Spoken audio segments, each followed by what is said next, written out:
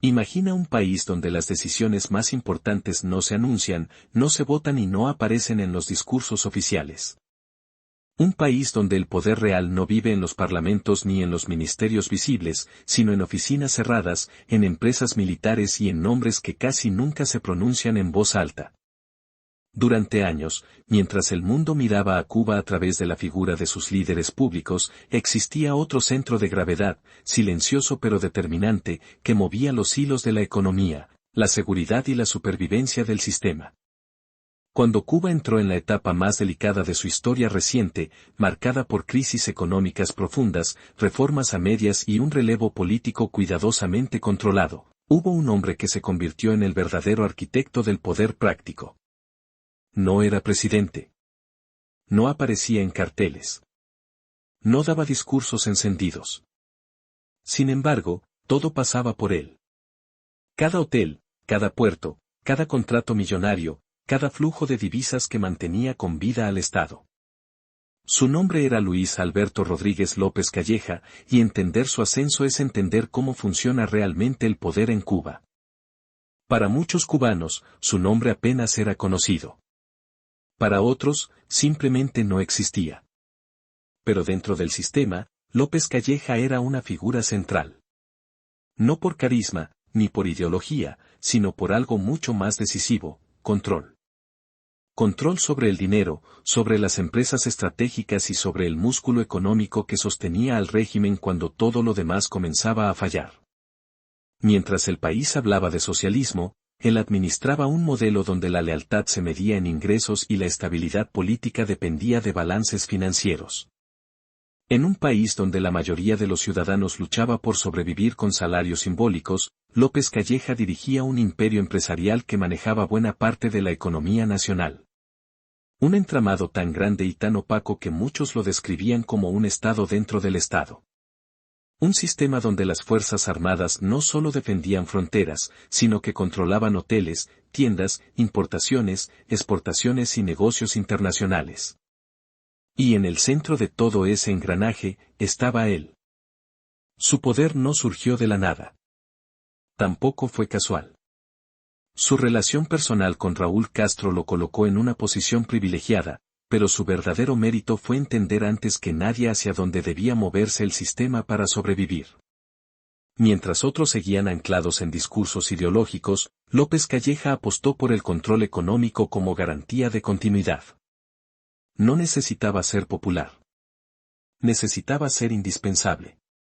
Durante años, su figura creció en silencio. Cada vez que una empresa pasaba a manos militares, cada vez que un sector clave quedaba bajo control castrense, su influencia se expandía. Y cuanto más se deterioraba la economía civil, más central se volvía su papel. En la práctica, el futuro del país comenzó a depender menos de las decisiones políticas visibles y más de la maquinaria económica que él dirigía desde las sombras.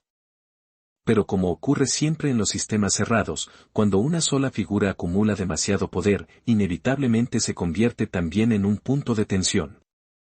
Su ascenso no solo redefinió el equilibrio interno del régimen, sino que sembró rivalidades, sospechas y preguntas incómodas. ¿Hasta dónde llegaba realmente su autoridad? ¿A quién respondía de verdad? ¿Y qué pasaría si ese pilar desaparecía de repente? La historia de Luis Alberto Rodríguez López Calleja no es solo la biografía de un hombre poderoso. Es la historia de cómo Cuba reorganizó su poder para sobrevivir, de cómo el dinero sustituyó a la ideología como principal sostén del sistema y de cómo, en ese proceso, se creó una figura tan influyente que su ausencia terminaría provocando un terremoto silencioso. Porque cuando alguien que controla tanto desaparece, la pregunta nunca es solo por qué murió, sino qué deja atrás. Y en el caso de López Calleja, lo que dejó fue un vacío demasiado grande como para pasar desapercibido. Un vacío que, hasta el día de hoy, sigue generando rumores, luchas internas y movimientos que rara vez se explican en público. En la siguiente parte, vamos a adentrarnos en el corazón de ese imperio invisible. Vamos a entender qué era realmente Gaesa, cómo funcionaba y por qué sin ese engranaje sería imposible comprender quién manda de verdad en Cuba. Porque antes de hablar de su caída, primero hay que entender el tamaño real del poder que llegó a concentrar. Cuando se habla de poder en Cuba, casi siempre se piensa en discursos, uniformes y cargos visibles. Pero el verdadero control nunca estuvo ahí. Mientras los focos iluminaban a presidentes y generales, el centro real del poder se desplazaba silenciosamente hacia un territorio mucho más discreto, la economía militar. Y es en ese punto donde aparece con fuerza el nombre de Luis Alberto Rodríguez López Calleja. Durante años, su figura pasó prácticamente desapercibida para la opinión pública. No era un orador, no encabezaba marchas ni ocupaba tribunas televisivas. Sin embargo, dentro del sistema era conocido como algo mucho más importante, el hombre que controlaba el dinero. Y en un régimen donde la economía define la lealtad, controlar el dinero equivale a controlar el futuro. López Calleja no llegó a ese lugar por azar. Su ascenso está profundamente ligado a una decisión estratégica de Raúl Castro, separar el poder político del poder económico visible y concentrar este último en manos absolutamente confiables. Para Raúl, el error soviético había sido permitir que la economía escapara del control del aparato militar. Cuba no cometería ese error. Y para ejecutar esa visión necesitaba a alguien con dos cualidades esenciales, lealtad total y capacidad técnica para gestionar un imperio empresarial sin rendir cuentas públicas. Así nació el verdadero peso de Gaesa, el Grupo de Administración Empresarial S. Bajo su dirección, este conglomerado pasó de ser un brazo económico más de las Fuerzas Armadas a convertirse en el auténtico corazón financiero del país. Hoteles, puertos, aeropuertos, tiendas en divisas, zonas francas, empresas navieras, inmobiliarias, bancos encubiertos. Todo terminaba, directa o indirectamente, bajo su órbita. Lo más significativo no era solo la magnitud de Gaesa, sino su opacidad. Mientras el resto del Estado cubano enfrentaba auditorías internas, discursos sobre austeridad y constantes llamados al sacrificio popular, Gaesa operaba fuera de cualquier control civil. No rendía cuentas al Parlamento, no publicaba balances y no respondía al Partido Comunista. Respondía a una sola estructura, la familia Castro. Y ahí entra el elemento clave que explica por qué López Calleja no era un simple administrador. Estaba casado con Débora Castro, hija de Raúl Castro. No era solo un general económico, era familia. Eso lo convertía en una pieza irreemplazable dentro del diseño de poder del raúlismo. Mientras Alejandro Castro controlaba la inteligencia y la seguridad, López Calleja controlaba el flujo de divisas. Juntos formaban los dos pilares reales del régimen. Con el paso del tiempo, su influencia se volvió tan grande que incluso altos funcionarios civiles comenzaron a depender de sus decisiones. Proyectos estratégicos no avanzaban sin el visto bueno de Gaesa. Inversiones extranjeras eran filtradas, redirigidas o bloqueadas según intereses que nunca se explicaban públicamente. En la práctica, el Ministerio de Economía quedó reducido a un actor secundario frente al poder real del conglomerado militar. Pero como ocurre siempre en los sistemas cerrados, cuanto más poder acumula una figura, más enemigos silenciosos genera. Y aunque López Calleja parecía intocable, su posición empezó a despertar tensiones internas. No solo porque concentraba recursos en un país empobrecido, sino porque su control económico lo colocaba, de facto, como un árbitro del futuro político de Cuba. En un sistema donde el dinero decide quién sobrevive y quién desaparece, el hombre que maneja la caja fuerte nunca es neutral. Y sin que el público lo notara, Luis Alberto Rodríguez López Calleja se había convertido en algo más que el gestor de Gaesa. Se había transformado en uno de los hombres más poderosos de Cuba, y, por eso mismo, en uno de los más vulnerables. A medida que el poder económico de Luis Alberto Rodríguez López Calleja crecía, también nacía algo mucho más peligroso, la percepción de que Cuba ya no se gobernaba desde los ministerios, sino desde una red empresarial militar imposible de fiscalizar. Gaesa no solo administraba empresas, administraba silencios, lealtades y miedos. Y eso empezó a incomodar incluso dentro del propio régimen. Porque el problema no era solo cuánto control tenía López Calleja, sino a quien dejaba fuera de ese control. Gobernadores provinciales, ministros civiles, cuadros históricos del partido, todos comenzaron a descubrir que sus decisiones dependían, en última instancia, de una estructura que no podían tocar. En Cuba, donde el poder siempre ha sido vertical, Gaesa creó una vertical paralela. Con el paso del tiempo, dos modelos comenzaron a chocar. Por un lado, el modelo político tradicional, anclado en el Partido Comunista y su retórica ideológica. Por el otro, un modelo tecnocrático militar, frío, pragmático y orientado exclusivamente a generar divisas sin explicaciones. López Calleja representaba este segundo modelo, y eso lo colocaba en una posición ambigua, indispensable, pero incómoda. La llegada de Miguel Díaz-Canel a la presidencia en 2018 agravó esa tensión. Oficialmente, se hablaba de continuidad. En la práctica, el nuevo presidente heredaba un país donde las decisiones clave no pasaban por su despacho. El poder real seguía fragmentado entre Gaesa, la seguridad militar y los remanentes del liderazgo histórico. Y dentro de ese esquema, López Calleja no respondía a Díaz-Canel, sino a Raúl Castro. Eso creó un desequilibrio silencioso.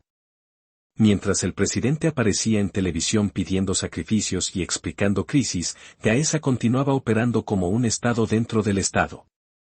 Hoteles vacíos, tiendas en dólares inaccesibles para la mayoría de la población, megaproyectos turísticos en medio del colapso social. Todo eso tenía un responsable indirecto, el modelo económico que López Calleja había consolidado. Y entonces ocurrió algo que alteró por completo el tablero. El 1 de julio de 2022, Luis Alberto Rodríguez López Calleja murió repentinamente. Sin discursos previos. Sin señales públicas de enfermedad grave. Sin preparación política visible. En un sistema obsesionado con el control, la desaparición súbita del hombre que manejaba el 70% de la economía fue un terremoto silencioso. La reacción oficial fue reveladora. Hubo homenajes, sí, pero cuidadosamente contenidos. No se abrió ningún debate sobre el futuro de Gaesa. No se explicó cómo se redistribuiría su poder. No se aclaró quién ocuparía realmente su lugar. El mensaje fue claro, el sistema debía seguir funcionando como si nada hubiera pasado. Pero puertas adentro, nada fue igual. La muerte de López Calleja dejó un vacío que nadie podía llenar sin alterar el equilibrio interno. Porque su poder no provenía solo de su cargo, sino de su posición familiar, de su historia y de la confianza absoluta que Raúl Castro había depositado en él durante décadas. Sustituirlo no era una decisión técnica. Era una decisión política de alto riesgo. Y ahí surge la pregunta que muchos comenzaron a hacerse, aunque nunca en voz alta.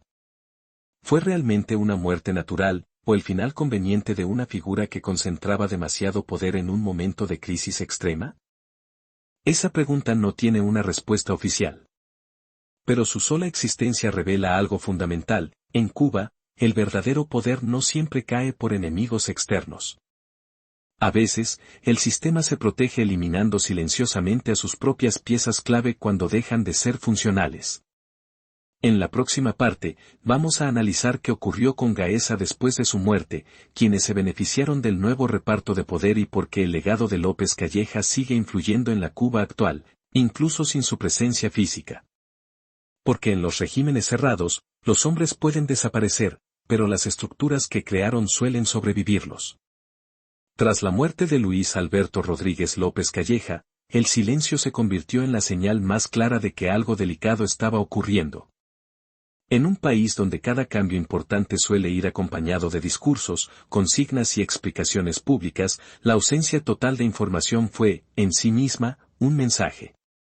Gaesa no anunció una transición. No presentó un nuevo rostro. Simplemente siguió operando, como si su arquitecto nunca hubiera existido. Pero en los círculos internos del poder, la realidad era muy distinta. La desaparición de López Calleja abrió una disputa que llevaba años latente: ¿quién controlaría realmente la economía cubana en la era post-Raúl?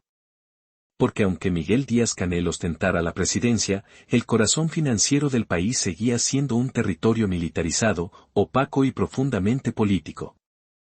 Varios nombres comenzaron a circular, siempre de forma extraoficial.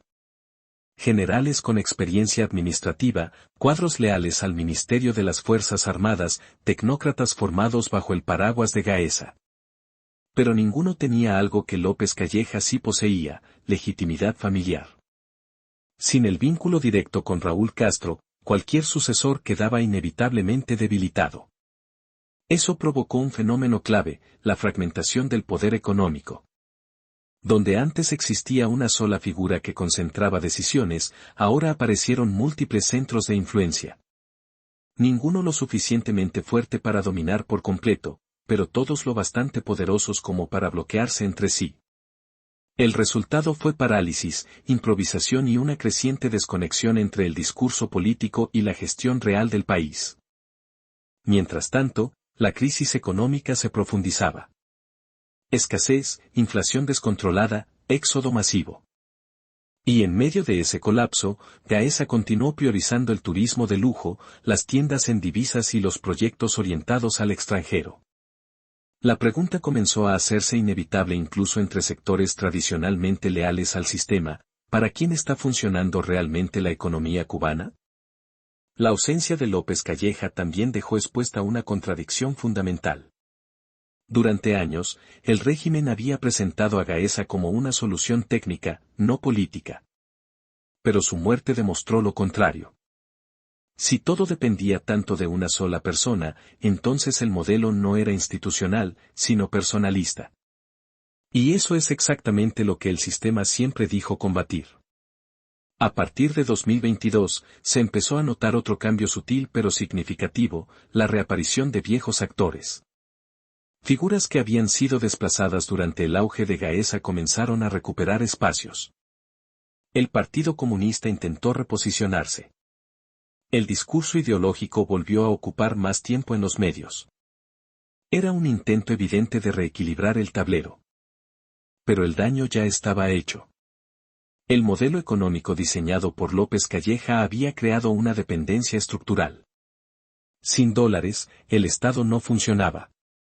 Sin Gaesa, esos dólares no llegaban.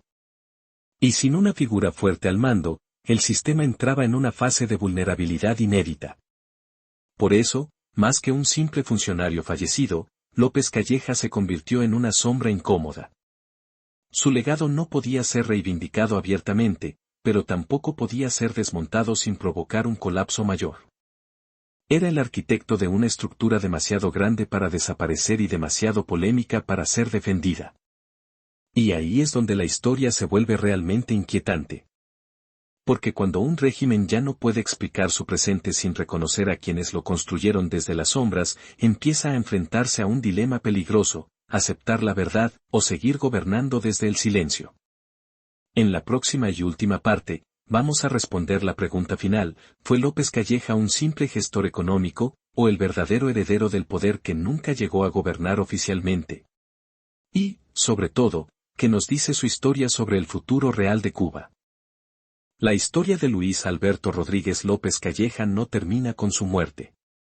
En realidad, ahí es donde empieza a revelar su verdadero significado. Porque su figura no fue solo la de un administrador eficiente ni la de un general con poder económico. Fue el símbolo más claro de cómo el sistema cubano se transformó sin decirlo, desplazando la ideología hacia un modelo donde el control del dinero se volvió tan importante como el control político. Durante años, Gaesa funcionó como un Estado dentro del Estado.